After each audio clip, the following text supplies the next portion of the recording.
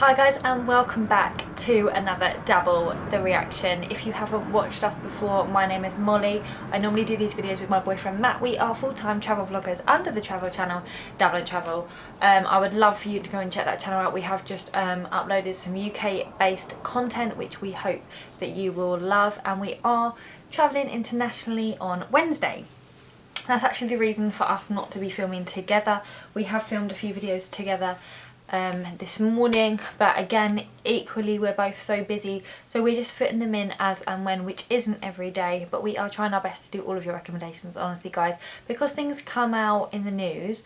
It means we get newer videos to react to which are like the in topic, and as we've said, we like to do reactions and more, so we are trying to keep it very news related too. That links me on to today's video, which actually is Chinese media on the 118 apps ban PUBG. I know we've had loads of messages about it. I still don't know what it is, and I just want to see what's going on, really. Bit nosy. I just like to know what's going on, want to hear your thoughts on it. So it's a short video, I'm just going to get straight into it. As India has decided to ban 118 Chinese, which is completely fair. I just want to say that I agree with that. Chinese media went a few steps further, using more emotion than logic in its analysis on the mobile apps ban. The Chinese state-affiliated media outlet quotes a Chinese expert who says that the ban on Chinese mobile apps by India is another provocative maneuver against China and an ill-intentioned attempt to deflect public attention away from its own domestic issues. It also mentioned how the report from India did not provide any evidence as to how the apps we already know that there's the a security breach. Earlier, the same media outlet had even published an article that Indians are actually fans of made-in-China products because these products are attractive. But that's not the point, is it? And how in India's journey to become an international superpower, there is barely any country except China. We've seen loads of countries that would help China, help India and back India. Extraordinary claims from China, as anyone who has spent enough time in India can tell you what the average Indian thinks about made-in-China products. And as far as India's journey to becoming a global superpower is concerned, it must achieve self-reliance as soon as possible, and banning these harmful apps will Why can't India have their own apps and India have their own way of being a power country rather than having to use China? Like, China think that they're the only country. The truth is that China's frustration can be observed on multiple fronts.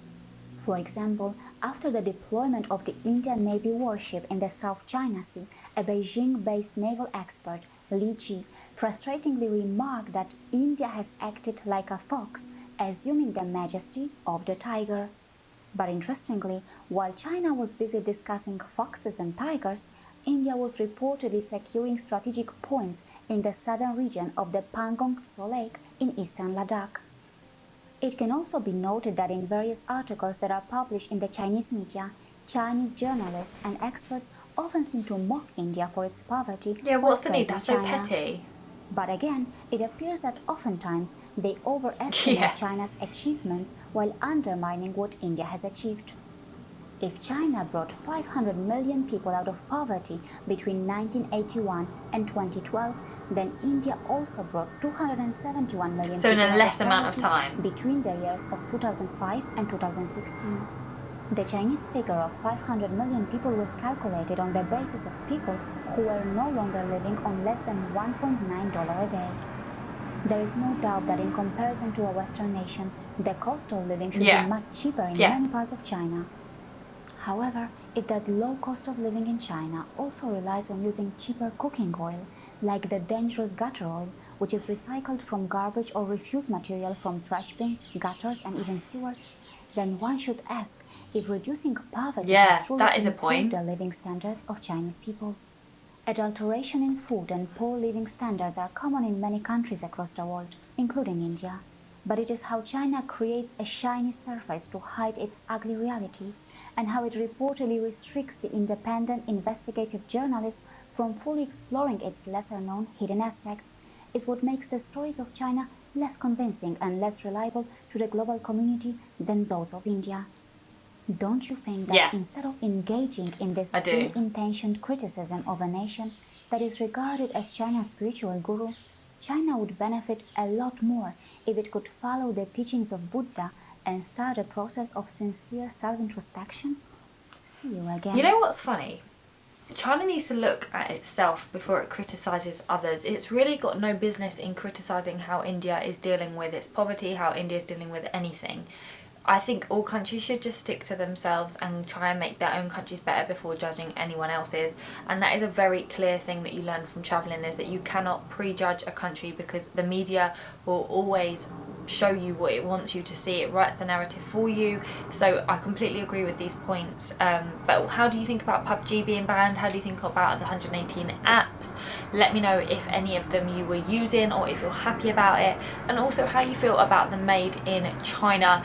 Obviously loads of things that we buy are made in China, like even lots of our camera equipment, despite being bought from the camera shop, are made in China. So yeah, pretty much everything is made in China nowadays. Sorry about the noise, there is aeroplanes coming over because we're currently on a flight path at the airport and it is noisy. I don't know why at this time at night. But if you have any recommendations, please make sure that you message us on our Instagram at Devon Travel or comment below. And if you're new to the channel, please hit that subscribe button, leave us a huge thumbs up, and remember to keep on dabbling.